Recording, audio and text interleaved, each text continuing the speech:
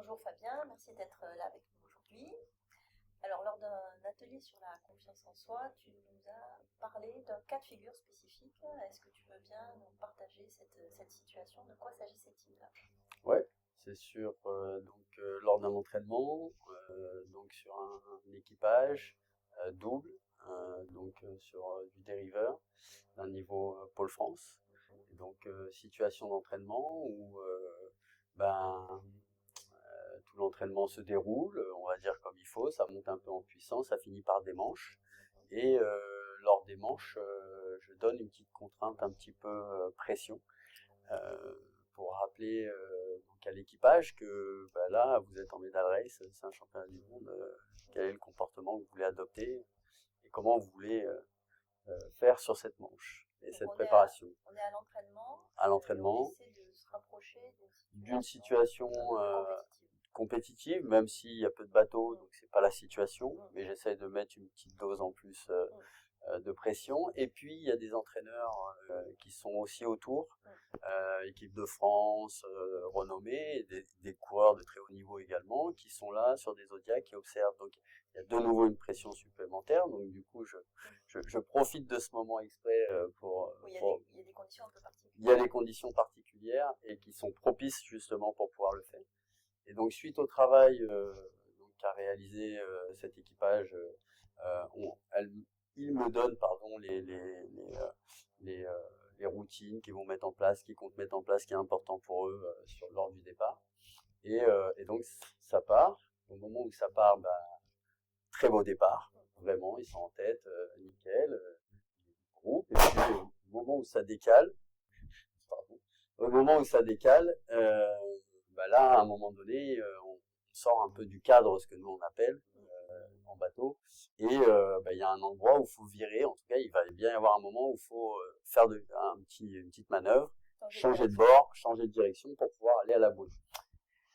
Et là, le barreur sent à un moment donné où c'est le moment pour lui de virer. Et avec tout ça, au lieu d'y aller et de dire attention, t'es pas prêt à virer, ou dire à son équipier, là c'est le bon moment pour moi, on y va. Il lui dit pas comme ça. Il lui dit est-ce que tu penses que c'est le bon moment? Voilà. Donc au lieu d'amener dans son rôle qui était plutôt normalement lui qui prend la décision, il envoie plutôt une question.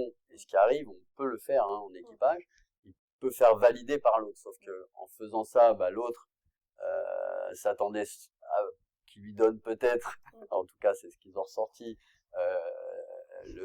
le timing pour envoyer le virement et une décision, non pas une question. Et donc ça l'a perturbé, et donc dans la prise d'info, lui-même ne savait pas. Donc il dit, le temps de réflexion, il lui donnait des informations sur les éléments, sauf que le bateau, pendant ce temps-là, il avance.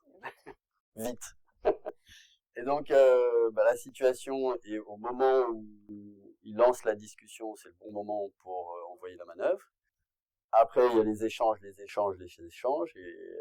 au moment où il décide de dire là il faut y aller, c'est trop tard. Voilà. Et donc il se retrouve derrière tout le monde, puisque la décision n'a pas été prise au bon moment. Donc la caractéristique de ce moment-là, c'est qu'au lieu de décider et de dire on y va, on pose la question et ça met du doute et la décision se prend. Exactement. Et donc ils sortent de la course. Exactement. Alors que ce coureur, visiblement, a tous les éléments pour y aller. Oui, c'est-à-dire que dans le fond, il n'est pas dans une situation particulièrement complexe en termes de doute dans ce moment-là. Non.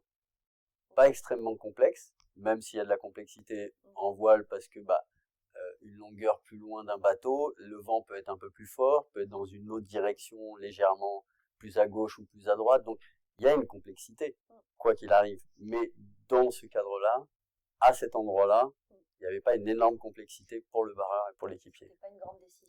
Non. Alors, c'est une situation sur laquelle tu as eu ensuite un débriefing. Oui. Qu'est-ce qu'ils en disent de cette situation-là a posteriori? C'est ça qui est assez bluffant, c'est que quand ils arrivent, donc ils ont refait d'autres coups entre temps, mais il y a eu cette déception, ils sont revenus directement à cet endroit, en voyant bien que c'est là que finalement ils perdaient quand même la manche entre guillemets. Et donc quand ils font l'éclairage sur cet endroit, le barreur il dit mais je suis pas loin que je suis abruti, quoi. Il comprend pas Voilà, sa propre Voilà, réaction. il comprend pas sa propre réaction, alors qu'à cet endroit-là, pour lui, après réflexion, il y a même pas, il y a pas de sujet, en fait, dans l'échange. Ça aurait pas dû arriver. Voilà. De son point de vue. De son point de vue, ça aurait pas dû arriver et il aurait largement pris la décision. Alors même si c'est une longueur après de bateau ou 2 longueurs, ça va, mais le temps qu'il y a eu de la discussion, c'était plutôt après, c'était 8 à 10 longueurs, c'est plus pareil.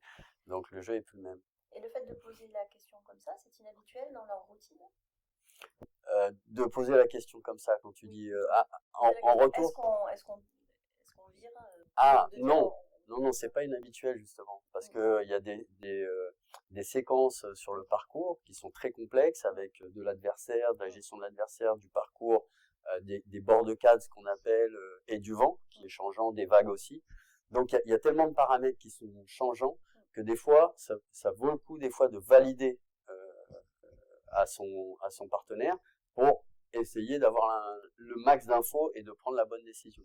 Sauf que des fois, il y a aussi, c'est bien de rien valider et d'y aller directement parce que déjà, il n'y a pas le temps pour la causerie. Et donc, à un moment donné, chacun dans leur rôle doivent prendre le lead, comme on dit, leadership et dire, bah, là, on fait ça.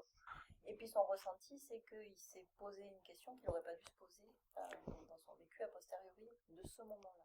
Ouais, ce qui est comme il l'exprime en tout cas au retour de la Manche, c'est que du coup, il se dit, mais là, je sens que il faut que je vire. Il le dit comme ça. Sauf que je pose la question et du coup, et à partir de là, patatras. Ok, bon ben merci beaucoup Fabien pour ce cas de figure. Donc on reviendra dessus, on parlera des fonctionnements, des processus et des remédiations dans une autre vidéo. À bientôt. Au revoir. À bientôt.